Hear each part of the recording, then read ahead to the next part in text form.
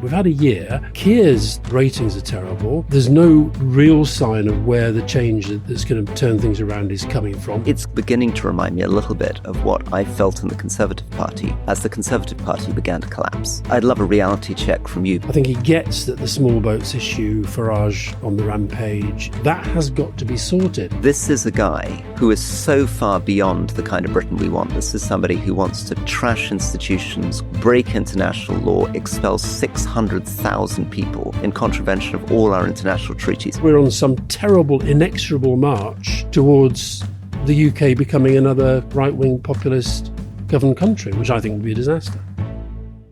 This episode is powered by Fuse Energy. As one of the fastest growing energy suppliers in the UK, Fuse are making a difference that you can measure at a time when almost everything else feels uncertain and each bill can often feel heavier than the last. And you may know the energy price cap is set to rise on the 1st of October, so customers are advised to fix their rates before the energy bills climb as the winter temperatures fall. The average household could save around £200 by switching to Fuse, and it only takes 3 minutes. 3 minutes to fix your rate, hopefully cut your bills and prevent a winter of unpredictable rising costs. That's less time than it takes for a media organisation to tell you there's breaking news, which isn't really breaking news, and with an outcome that people might actually welcome. Fix your energy rate now, before the 1st of October, before the heating goes on and the Christmas bills start to arrive.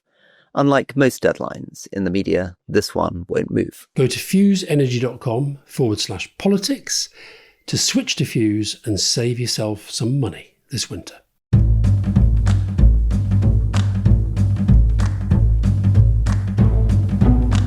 Welcome to The Rest is Politics with me, Rory Stewart. And me, Alastair Campbell. And Rory, I'm afraid the tube strikers somewhat defeated me. I tried all sorts of ways, but in the end it was walking and I was going to be late. So I'm at home and you're in the studio. It is amazing. For those who weren't out and about in London today, as most of our listeners, I guess, are not London-based, it was pretty amazing. There are so many bicycles. And bus queues. Huge bus queues. Huge bus queues, but our producer tells us that bikes have overtaken cars to become the most common vehicle in central London.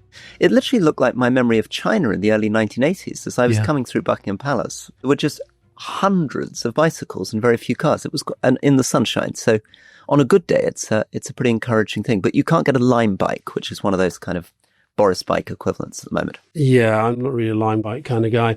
And I'm doing the awards at UCLH Hospital tonight. And somebody was telling me there's now a thing in A&E called the Lime bike break, which is a particular type of injury. Yeah, because they're quite heavy, aren't they? They're quite heavy, and people sort of think they're on a nice sort of light Pinarello, blah blah blah. Anyway, Rory, this is not getting to the point about what we're going to talk about, is it? So, well, I think we've got a good segue there, haven't we? Because we can go from the nice subject of tube strikes, which is tube drivers requesting fewer hours and requesting that they manage to get much reduced travel for vacation with their families on trains, to the subject of Labour reform and what's going on in British politics at the moment. And I'm just going to set up the thing just to remind people where we are. So the latest Ipsos poll shows reform now at 34%. Labour, this is June 2025, was at 25%, but now many polls are showing Labour down at 20%, with potentially Corbyn taking 5%, bring them down to 15%, and the Conservatives down at 15%. So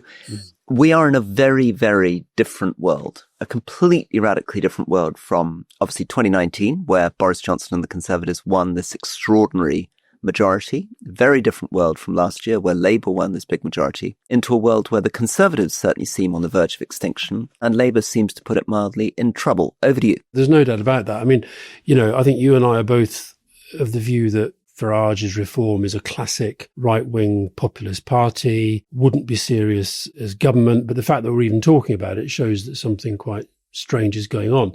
The fact that they've literally only got 4 MPs, and yet nobody talks about Kemi Badenoch remotely having a chance of getting to number 10. And of course, then throw into the mix Angela Rayner's resignation, which we talked about in the podcast we did immediately on the back of her resignation on Friday, a deputy leadership contest, which is now shaping up, where you sense that the party machine is kind of hoping that there's not going to be too many candidates who get above the 80 MP and a couple of affiliates and trade unions threshold. I see Bridget Phillipson is the latest name that's being put into the mix. And meanwhile, a sense in politics, not just in the UK, but right around Europe. We're going to talk about France later. France is kind of imploding. The AfD in Germany are probably going to win the next big regional election that's coming up there in just under a year.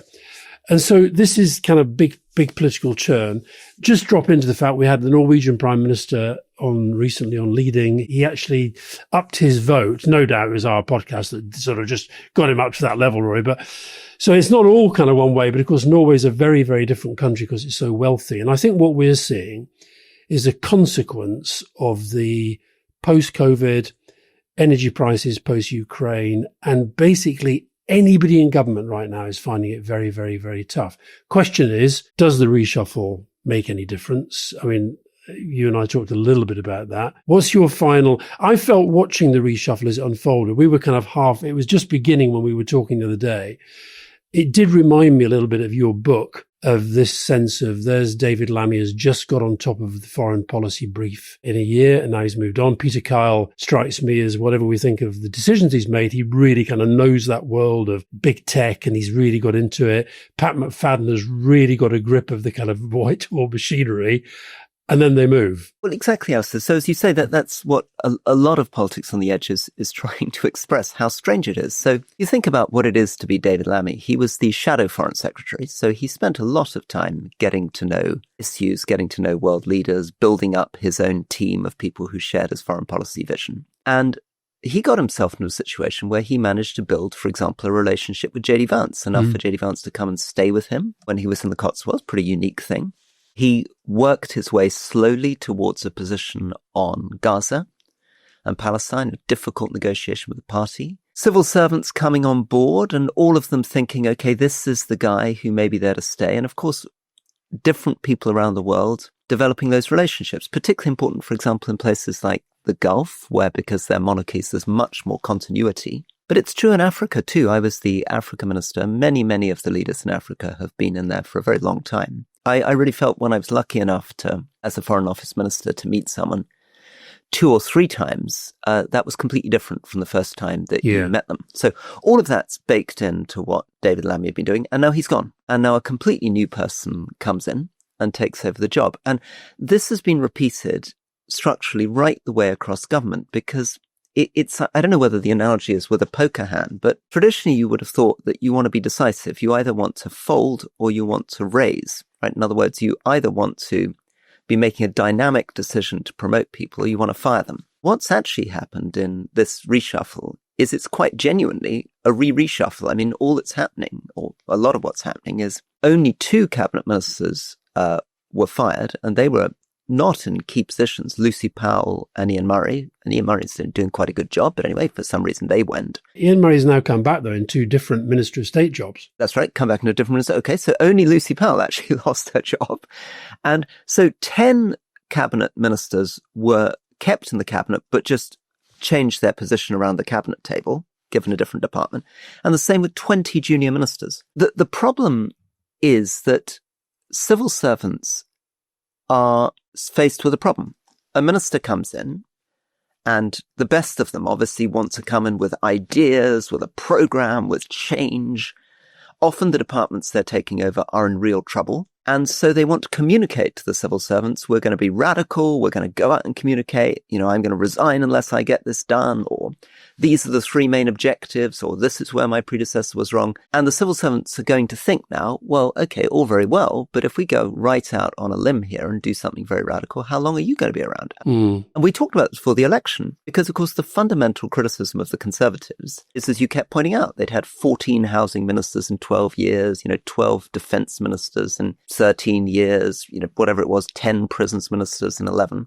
And we said, I think, we were hoping Keir Starmer would say before the election, I will make sure that all my ministers are in position for a minimum of 2 years unless there's a scandal. And that was the sort of culture of the whole thing, and it hasn't happened yet. Yeah, you see, I think what Angela Rayner's resignation did was make Keir Starmer bring forward a reshuffle, which he then made, I think, even bigger. But what it doesn't really do is signal much change. Other than this, I think the thing that he wanted to do, I think he gets that the small boats issue, Farage on the rampage, immigration, much bigger within the debate than maybe it was 2 years ago, just after Boris Johnson presided over record immigration post-Brexit. And I think that the change, it seems to me, within this reshuffle that he really wanted to make was to put Shabana Mahmood as Home Secretary, who's already projecting herself, both in rhetoric and some of the policy statements that she's making, as, if you like, being very much on the tough end of the market. And she's going to be, and that's kind of her reputation in the way that she projects herself and so forth. Now,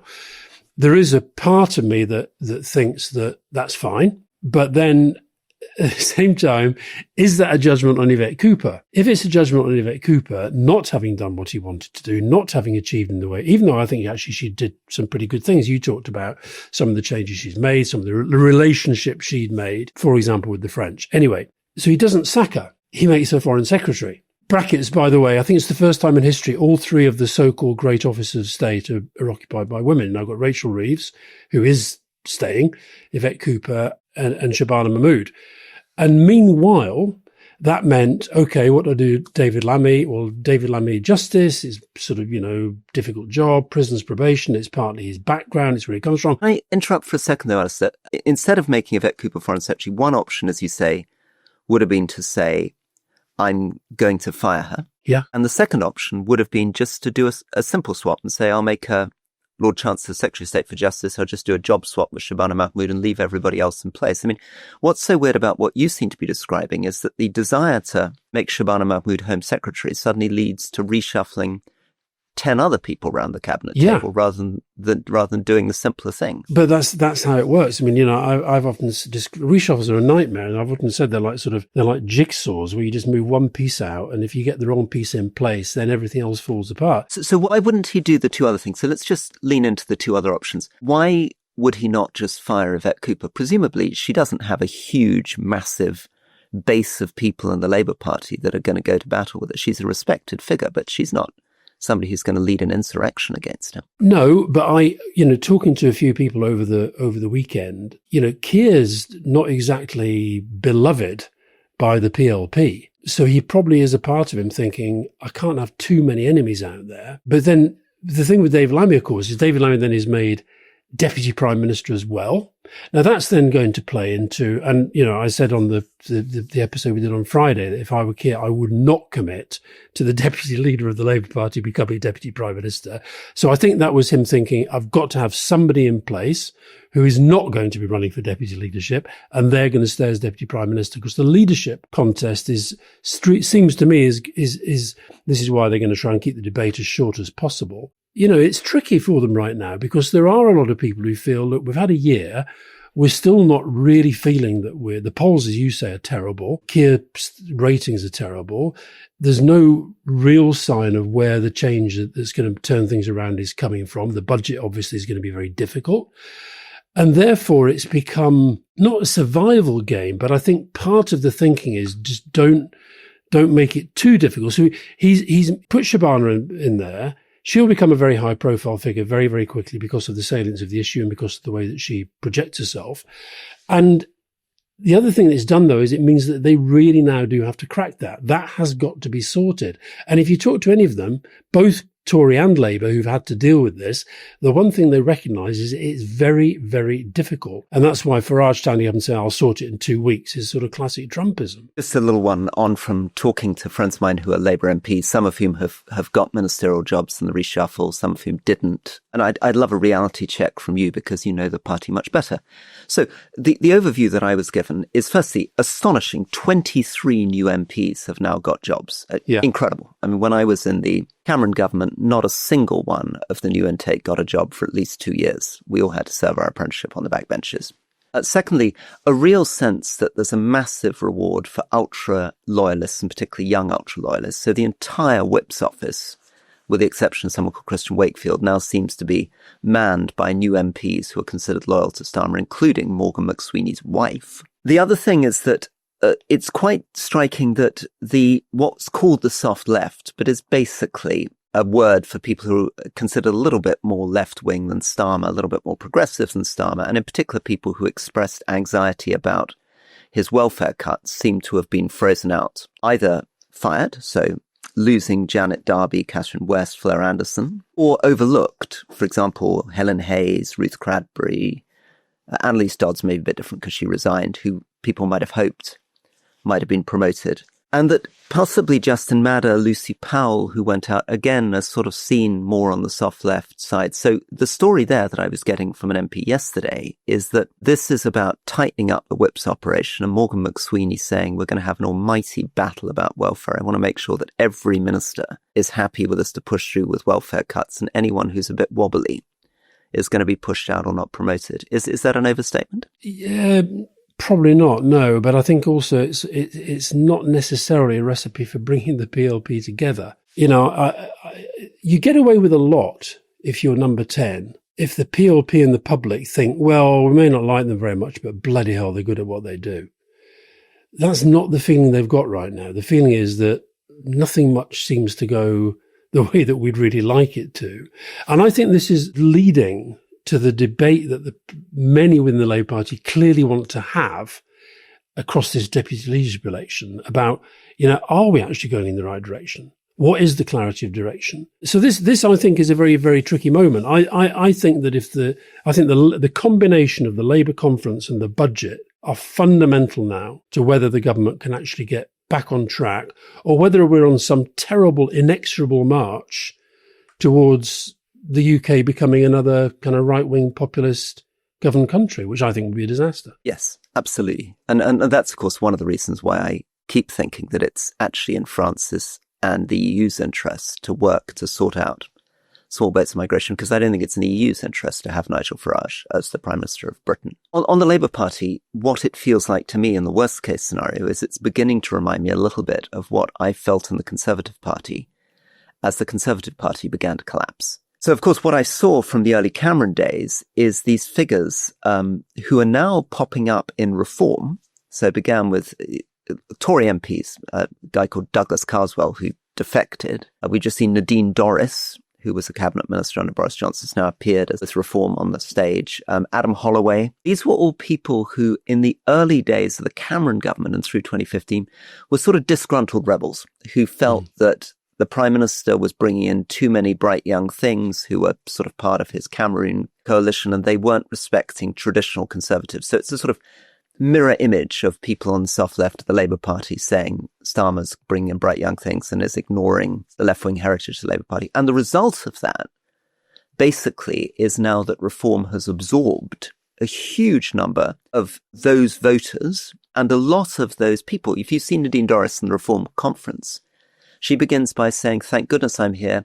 At last I feel at ease. At last I'm in a room with people who I feel understand me, which she felt that she wasn't getting in the Conservative Party. I wonder whether that isn't one of the tensions here, which is that either with the deputy leader election might produce somebody more from the soft left, a sort of anti-Starmer figure, or maybe in 6 months' time or 9 months' time, Angela Rayner becomes a kind of leader of a sort of soft left opposition towards Starmer from the backbenches, and that the direction of that is to split the party. Now, it may not go as far as eventually them popping up on a stage with Jeremy Corbyn, because I think Corbyn is not as nimble an operator as Farage, but is it some of the same tension, or am I overdoing that? Yeah, I mean, I think that you and I didn't go to the Reform conference, and my newspaper, The New World, had all its credentials withdrawn at the last minute. So much for free speech. But we did have one of our producers go, our social media producer, Celine, who... From the Rest is Politics. From the Rest is Politics, yeah. And sent back some very kind of interesting insights. It was clearly very well organised as a sort of show. And of course, that's sort of what Farage is good at. We know that. But I think it was interesting reading some of the Vox Pops that she was doing. There was a very different collection of people who were going there. And I think what both the main parties are struggling with is that they're sort of losing their own sense of identity, and that's sort of eating into what sort of people are prepared to back them. And I think a lot of this is about the working class. So, you know, what we call the working class, traditional white working class people who do seem to be disproportionately amongst the groups that are moving towards reform. And I think that's a consequence of them feeling that kind of, things are probably better under Labour, but did my life really change fundamentally? And then there was terrible under the Tories. Give it a go. Let's just blow the whole system up and give him a go. And I don't know if you had time to read it, Rory, but I sent you a report which I think relates to this, which is it's written within the education department, and it's been doing the rounds about the success or lack of, we should say, within the education system of white working class pupils who are substantially now behind Chinese pupils, black pupils, both in terms of their exam qualifications and also, getting into university and so forth. And this paper, it doesn't sort of pull its punches in terms of what it calls performative accountability, sort of sees the Ofsted system as basically supporting those schools that are doing well already, as opposed to actually sort of looking across the piece. And also the feeling that white working class kids are genuinely being let down and left behind. And that's what reform are kind of trapping into. Let's take a second on this and maybe loop back to the Reform Conference after we've looked at this, because you're completely right that they're at the heart of politics in Europe is this question of where working class votes go. And what we've seen in France is that the traditional Socialist Party dipping down below 10%. In Germany, the SPD, again, the traditional most successful left-wing party in Europe, in a very, very weak position. And Labour now hovering at about this, 20% level. And a lot of these votes in all these countries, in East Germany going to the AfD, in France going to Le Pen, and in Britain going to Reform. Your paper is amazing. I think there's two different things. I think there's the description of the problem, and then there's the solution that your friend proposes in the paper. So description of problem, as you say, is that white working class kids on free school meals are 23 months behind the average when they get to secondary school, whereas children from Chinese ethnicities are 27 months ahead. So 23 months behind against 27 months ahead. Again, people from ethnic Chinese parentage, 72% of them go on to university, whereas only 33% of poor white working class kids go on to university. And in terms of the key achievements, what used to be the A to C in maths and English, white working class kids, only 18.6% of them are meeting the basic standards in maths and English, compared to, if you take white children in general, it's sort of up at 75, 76%. Yeah. So that's the problem. In terms of solutions, look, that's really difficult. And I think one of the big questions is really understanding how success happened in London. I mean, if you'd gone back to when you were in office, people were very concerned about London 2002, 2003. And now London actually is looking much better than coastal communities. So immigrant communities in London, across the board, including now Bangladeshis, Somalis, are massively outperforming white working kids in coastal communities. Although 20 years ago, we would have thought London had bigger problems because these people had English as a second language. They came from very poor backgrounds. The schools were not performing. That's been, to a very significant extent, turned around, whereas these coastal communities, white communities, much struggling. I think actually there are lessons to be learned from that, because that happened as a result of a very direct, targeted strategy on that as a specific problem, London schools. And I think the education department and the various ministers really pushed on that, and that's had consequences. And I think now we've got to do the same for white working class kids in some of these poor areas. And the point that the paper makes about the system and the Ofsted regime being essentially, not really telling a full picture, is this line that you'll have seen. We've got 90% of schools now judged to be good or outstanding, but only 45% of children leaving school with a strong pass in English and maths. And of course, the data on this is so important. I mean, I've heard you quite often, Rory. I know that the former Tory government used to say, well, we've made this massive progress, which you can see in the PISA results. And yet what this paper reveals is that actually England rose in the PISA league tables, but the actual real scores judging the success on maths and English actually fell. Mathematics declined from 504 to 492, and reading fell from 505 to 496. I think that's a bit misleading, though, just on that one. Well, it's misleading both ways, isn't it? I mean, it's an interesting one, but it's a bit misleading because what he says is that we went up because we fell less than other countries. But the key point is the dates. This is the COVID dates. Yeah. So every country in the world fell, and we fell slightly less than other countries. I think the broad story that England has done much better than Scotland and Wales. And actually schools in England are much better than they were 15 years ago. And I think the English and maths results are much better. And I think that's a huge tribute to teachers. And I think the performance of head teachers and performance of teachers has been incredible, particularly in England. And also having had to deal with COVID. But when you go through the solutions that are put forward in the paper, one is about funding. Well, that's always going to be very difficult, but it's the targeting of funding. Because, of course, the more money you put into these working class schools, the more you're going to take away from the aspirational parents who are going to be shouting a lot louder in complaint, unless you can make the budget bigger. And then you're into debates about tax and all that stuff. I do think the stuff on data is interesting. I thought the issue of teacher recruitment and retention is a real problem. And that, I think, is about making teaching much more attractive, rebuilding the sense that teachers are fundamental to our future.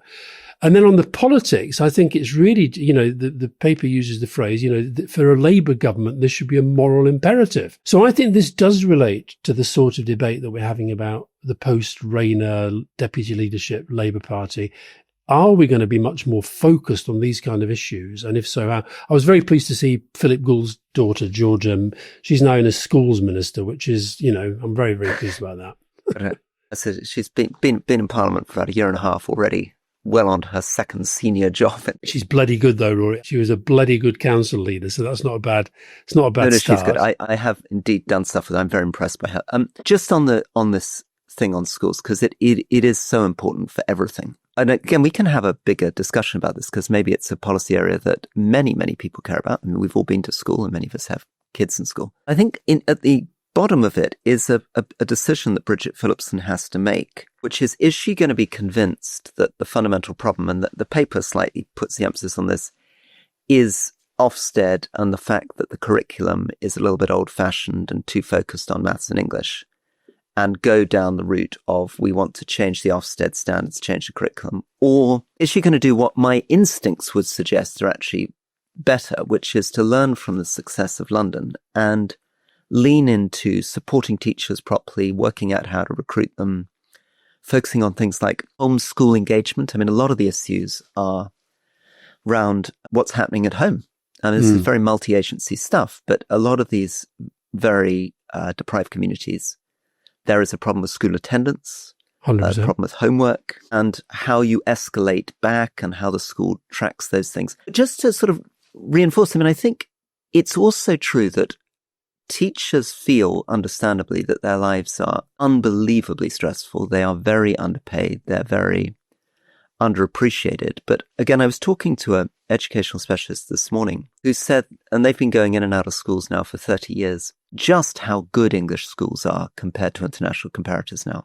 Right. For example, if you were in the US, a lot of the schools, if you go to a school in Harlem at the moment, basically it's not functioning. It's the discipline problems are so out of control in a classroom that the teachers are basically sitting there hoping that people aren't going to wallop each other. That's not really a problem in English schools. In English schools, it's more that if you're in a deprived coastal community, the school is just providing so many of the things that the rest of society can't provide. It's having to provide mental health care. It's having to provide trips. And a lot of those things are a bit easier in London because there's just more resources around. Yeah. I just want to read this one paragraph that leapt out at me. And of course, remember, the reason why I think it's important to talk about this at the moment is because the school's white paper is due fairly soon.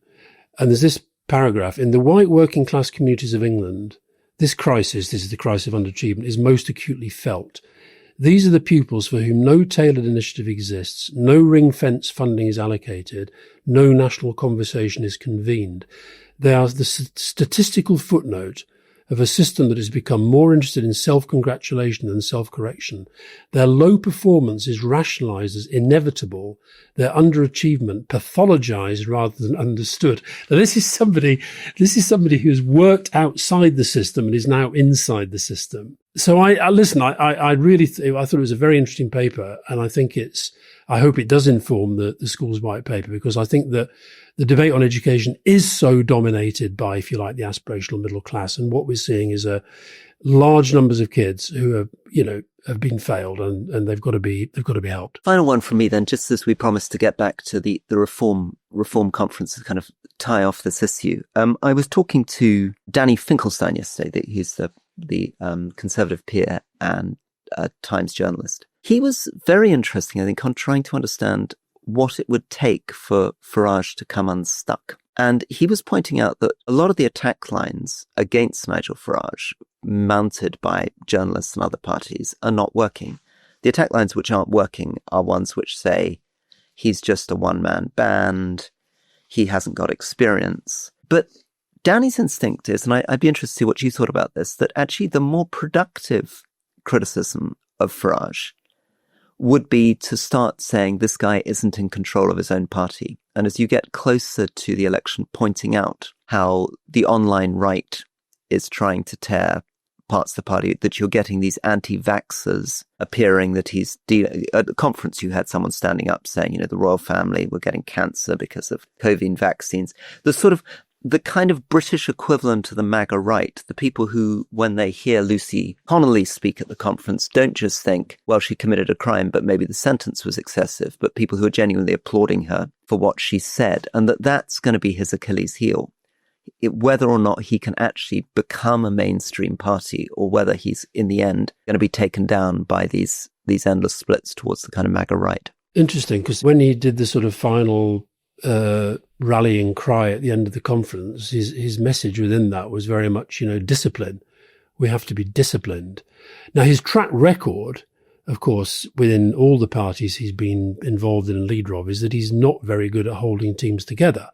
And we've even seen that within the very small number of MPs he got, that Rupert Lowe's off to, he's quit, he's gone further right. I don't know, I need to think about that. I'm not sure. I agree that none of the attacks so far have brought him down. Part of this is about our bloody media. I mean, there's Angela Rayner gets every single front page in the country going after her day after day after day after day. Similar story about Nigel Farage's tax and housing arrangements. The Daily Mirror bang away about it, but that's pretty much about it. There is that problem. But as you've said before, it's not enough just to sort of say, the press are a bit biased towards him, which at the moment they are. I think I'd say two things. One, I've said a million times before, and I'll keep saying it. He should never be allowed to forget that he was a big part of Brexit, and Brexit has been bad for the country, bad for the economy, bad for people in these working class areas. That's the first thing. I think the second thing, and I've been in two minds about this until now, I think actually the idea of him as Prime Minister, which he will welcome on one hand as saying, well, that normalizes and that makes it a sort of self-fulfilling prophecy. But actually building a debate about what sort of values and sort of person do we want leading the country, related to what sort of country do we really want to be. In other words, take it to a much bigger argument than the sort of tactics of can he hold his party together, et cetera, et cetera. Just to understand, so what you're saying there is maybe saying, listen, this is a guy who is so far beyond the kind of Britain we want. This is somebody who wants to trash institutions, close the BBC, break international law, expel 600,000 people in contravention of all our international treaties. Really pin on him that this is not what we want, that yes, Britain wants reform, but it doesn't want that kind of stuff. Well, of course, the word reform, by the way, which is why it was such a clever name for them, you just said there, you just said three words. They could clip that. They could clip that now, Rory, and they could put it on social media saying, even that wet, woke liberal Rory Stewart says Britain needs reform. They all do it. All the politicians do it, Of course we need to change things. Of course we need to shake things up. They've got to change the language. That's partly what I'm saying. But I'm also saying that in a way, and they will say this is Project Fear, but he has to be built up as a threat to the things that we actually hold dear. I think the health service is obviously a really big one. I think pensions are another. I mean, they spray out these promises. This is what the populists do. They spray out these promises without remotely costing them. Labour's and the Tories have just got to be tracking this and tracking this and tracking this, so that eventually you get to a place where what he's promising will actually destroy the country as opposed to build it up. But it's going to be tough. Look, there's something really interesting here, which I think you've just pointed out, which of course I didn't get to, which is what you've just said is, listen, Rory, don't Don't say he's a threat because he's threatening the BBC and the international legal order. Say he's a threat because he's going after the NHS and pensions. Correct. I also do think, and I know it's difficult for the government to do this because of the, you were talking about Lammy Vance and Starmer Trump. It's difficult to do this, but actually I think Trump should be a massive negative for Farage. You have to find ways of making that damage him politically without damaging the government. And that's tricky. One other, maybe the final name we should mention in the reshuffle, Mike Tapp, the Dover MP. We've mentioned him a couple of times on the podcast because at least I've got a sense of him only on social media because he's not really thus far been somebody that gets too much coverage on the mainstream media. But I've got a sense there of somebody who gets how bad the problem is, gets how deep the challenge is, but has really sort of worked out you don't take on Farage by pandering to Farage, you take on Farage by going for Farage. But listen, there's no doubt their conference was, by their standards, successful. I've got to say, Rory, I hate calling out the BBC, but Chris Mason's piece on the BBC website, I mean, it could have been written by Nigel Farage's press office. Honestly, get a grip. And let me say this as well, Rory. We'll talk about Trump a bit in question time. We should put in the newsletter this brilliant 10, 12-minute thing that I think we call him a philosopher. He's like a public intellectual. He's what you want to be. That's this guy, Vlad Vexler. He does these really interesting kind of, sometimes quite strange pieces to camera. But he did an absolutely brilliant one yesterday where Donald Trump, this was on the back of the Ukrainian government building getting hit, okay? And he's doing one of his little pool sprays. And one of the journalists shouts out, "Will you go for the second phase of sanctions now?" And Trump starts to walk away from the camera and sort of goes, yeah. The lead story of the BBC News at 10 o'clock. Donald Trump is considering imposing secondary sanctions on Vladimir Putin as a result of blah, blah. When you saw the clip, he did no such thing. And Vlad calls this Trump sane washing. And I think we've got to just, we've got to be communicating the context of these guys. These post-truth populists like Trump and Farage, context is all. But in their world, where they can post a clip, I can't wait to see it, Rory. Britain needs reforms. Says Rory Stewart with the blue and red behind you there. Oh, God. I think we should take a break. Into our break, then.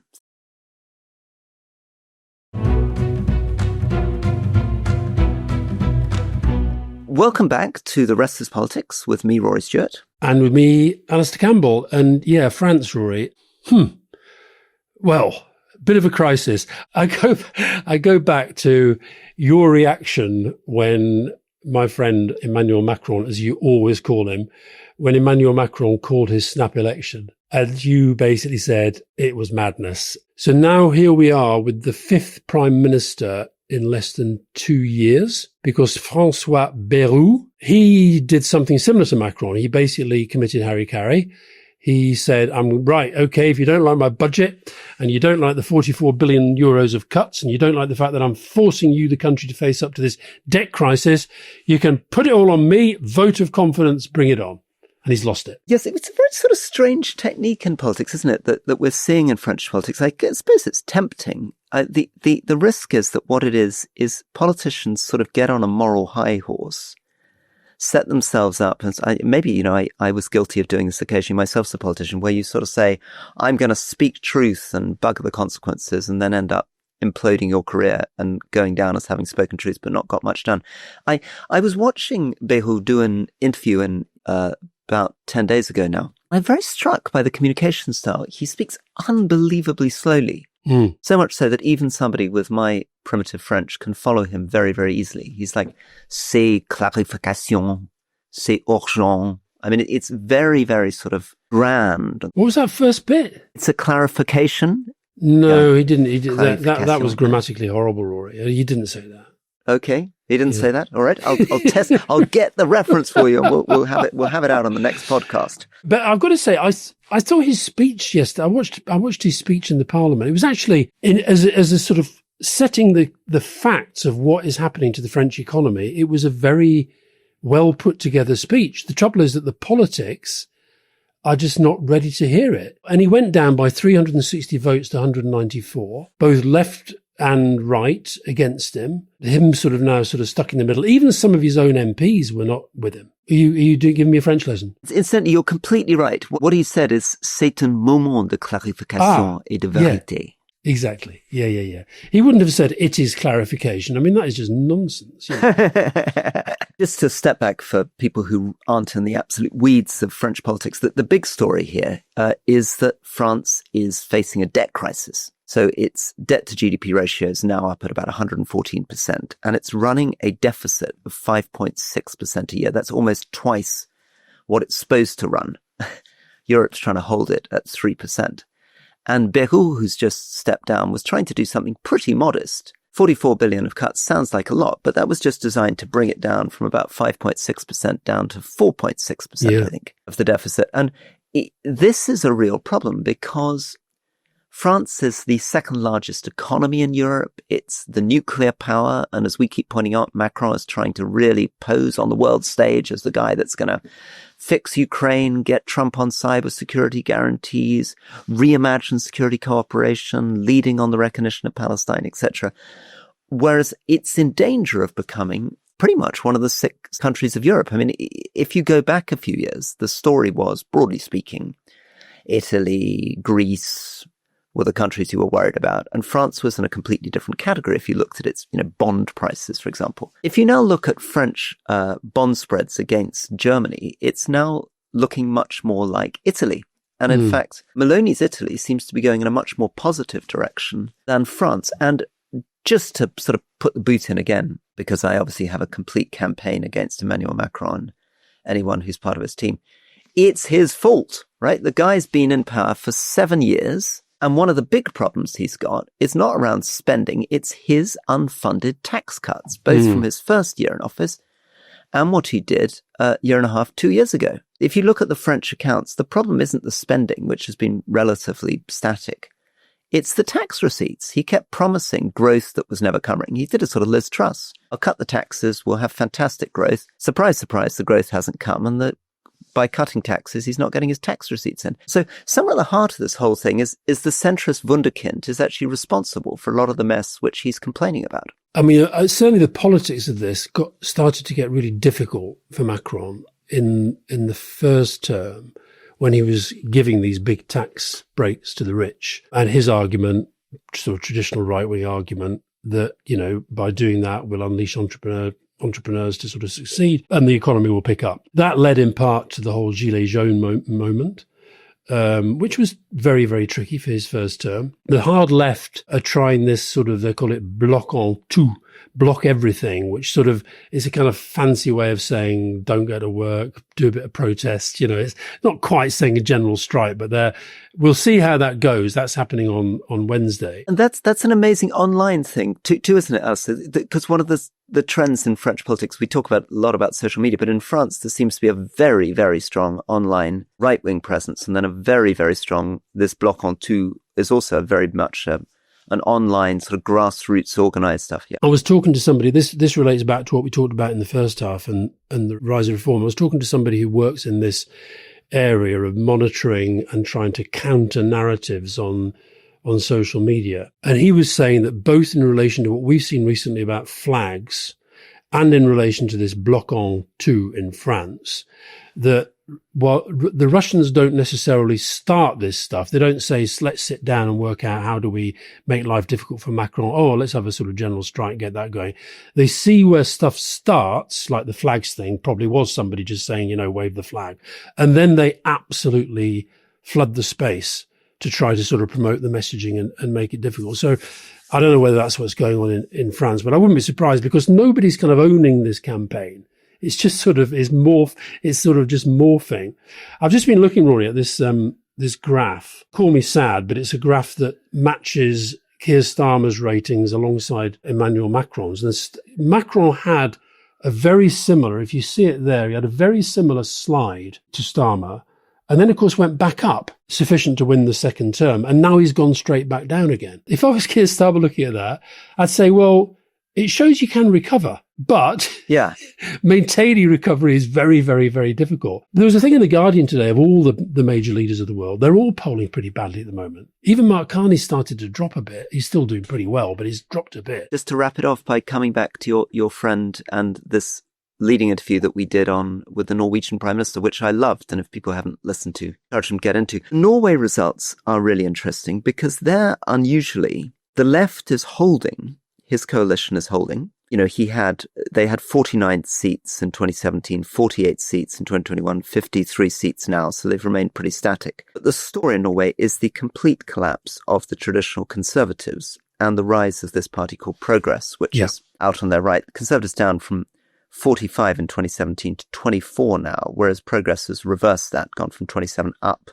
Jonas Gahr Store has said that their right-wing populist party is nothing like Le Pen, nothing like AFD, nothing really like Farage. It's what you would probably have seen in your day as kind of the right of the Conservative Party that you were part of. It's not as bad as what we've seen. It's still interesting because it's the fracturing of the right, isn't it? The traditional Conservative Party has basically collapsed. Yeah. And this has taken a lot of their votes. And the centre's also collapsed. I mean, the centre in 2021 had 28 seats, now down to 9 seats. So I think this story that we're seeing repeated in many, many countries holds true in Norway in terms of the splitting of the right, the collapse of the centre and polarisation. The difference in Norway, and maybe to some extent with Canada and Australia, is that there still seems to be some space, particularly if economies are going reasonably well, for credible centrist left leaders, these sort of Albanese, Carney, Gastor type. Looking forward very much to talking to Question Time tomorrow. We've got some great stuff to do on what Trump's been up to, remind people where we are there. Some very, very interesting conversation around the tragedy unfolding in Haiti, which you wanted to raise. I think we should talk about this. We got quite a lot of questions last week about this Green Party leader, Zach Polanski, and whether he's a risk to Starmer or to Corbyn or to the Lib Dems or to all of the above. Okay, look forward to that tomorrow.